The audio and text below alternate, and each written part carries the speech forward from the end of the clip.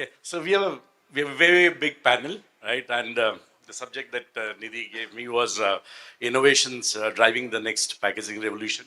So good morning, ladies and gentlemen. Welcome to the morning session. We had three good speakers ahead of this session. I think we heard a lot of interesting things from them. So let me kickstart this moderating the session. I don't know how easy it's going to be having such a esteemed panelist, on the dais. My great pleasure to welcome you to this session. We are living through very interesting time for the packaging industry. Packaging has never been asked to do as much as it is being asked to do today. The consumer wants convenience, easy opening, resealability, portability, attractive graphics, and above all, a product that remains safe and fresh for longer. At the same time, that very So I'll start with what is expected from AI and the multiple digital tools, right? So when we first introduced those tools in our ecosystem, they were just enablers. They were enabling some of our tasks. But more than enablers today, AI and the entire digital solutions which we are having, so they are a powerful innovators, accelerators for us. And we see that the impact of their can be measured in three areas. So one is the speed to market. So when we are talking about speed to market, we are able to develop solutions faster. Second is that a quality measurement. And then third is towards sustainability. So speed to market, so we know that as all packaging folks, right, previously when we used to develop multiple structures, so it was a serious engagement. So we used to have multiple iterations, there were intensive testing period, and also many stakeholders were involved.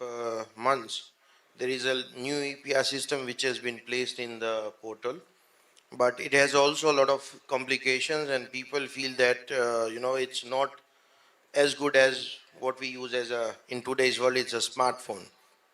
So I feel it's a more of a complicated system, but we need to understand that it's required for today's time.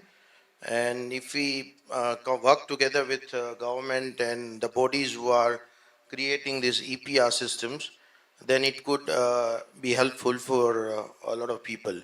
Also, we have to understand that the India we are coming from, where we have always been to the standardized systems and the old system which has been placed by the generations above us. So I think the new system need to be placed in a certain way that it becomes a helpful. And I sound feel like a dinosaur because we are talking about AI. But I think most of us come from the generation that was collecting Maggie packets to get dinky cars. So I mean, I didn't know back then, but the packaging at that point, the way you engage consumers, the information that you impart to the consumer, how you bring brand loyalty has been the role of packaging since day zero, besides, of course, performance and functionality. Now, in the age of coming from barcodes to static QR codes to dynamic QR codes, a lot has been said, but there are two specific things building on what we've heard over the last 2 days, also that resonates with the way India is growing. I think to me, for brands, equally for converters, equally for suppliers like us in ink, coatings, adhesive industry, the first thing to me very clearly is about, this, the way packaging is going to keep growing in the country. There's so much of loose, there's so much of tier 2, tier 3 cities penetration expected. But there's also a clutter of brands on the shelf. So for each Good morning, everyone, and thank you so much, Amit, for giving me the question from my subject, from where do I belongs, and yes, so about the importance of the ink, I would start from the flowers just in front of our table. If you will see all the flowers white without color, you will feel very fair. So unfair, maybe. When you are going into a garden with your family for a leisure, for a peace, you will always would like to see different colors of flowers in the garden, not only a transparent flower, not only a white flower.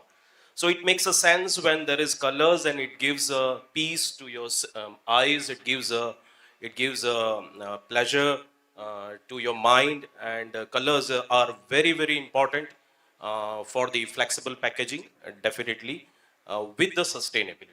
I agree with that.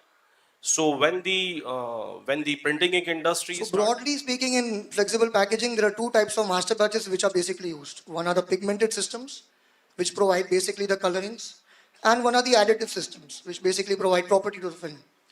So in the pigmented systems, the two main pigment systems which are used are titanium dioxide and calcium carbonate. In the pigmented systems, as films become thinner, the film dispersion and the dispersion of the pigment in the film, it becomes even more critical because agglomerates, which were once acceptable and more the norms were better, become even more concise. The particle size distribution becomes even more narrower to meet up with the thinner film requirements. And in terms of the additive master batches, which basically provide the properties, it's a far bigger challenge because as films become thinner, the skin layers become thinner, the core layers become thinner, and therefore those additives which are added in the skin layer, mainly the anti-blocking additives, they need to be up to date with their particle sizes. I would rather look at the way where how less of raw material we can use. And here is where we have two solutions. One from the raw material perspective, which is EVOH, also popularly known in India by the brand name Eval from Kuraray. Now, EVOH or Eval, amongst all available commercial plastics, has the highest barrier properties. And then we also have several grades which are based on varying ethylene content. So downgauging is easily possible with EVOH grades. And then from the converting point of view, Felix from Pune. So we have sold our first machine in India, and that's where using the special triple bubble technology of Pune, where we have very controlled simultaneous orientation, where we can achieve the desired properties, whether it is the mechanical properties or the barrier properties. In terms of collaboration, I guess if you see the plight of the flexible packaging industry, collaborations have never been successful because we are driven by more of the cost is what drives this industry, and the same brand owners who function in different countries have a different attitude towards a country like India. Now, if you see some of the brand owners which are present in multi-continents, when they come to India, they are driven by cost rather than value. And if you see, the collaborations are always going to happen with a granule supplier, a converter, and a brand owner. But if there's no tri-party contribution from each and every one, we're not going to have innovation, as well as these talks of sustainability are not going to be fruitful in the long run. And if you see the amount of money spent on sustainability in India, and innovation, I believe, coexist because the growing demand of sustainable packaging is actually leading towards more innovations. So, very much possible, and it goes hand in hand. See, the future of packaging is basically delivering not only the better products, but the future of packaging depends on if we can give the right protection to the product with the right designing and the required parameters. And sustainability cannot come on the expense of product life. And same time, innovation cannot be making packaging more complex. So there should be a perfect balance between innovation and sustainability. I believe this can be achieved through different options or ways. One, as you already asked, that down gauging is one of the option.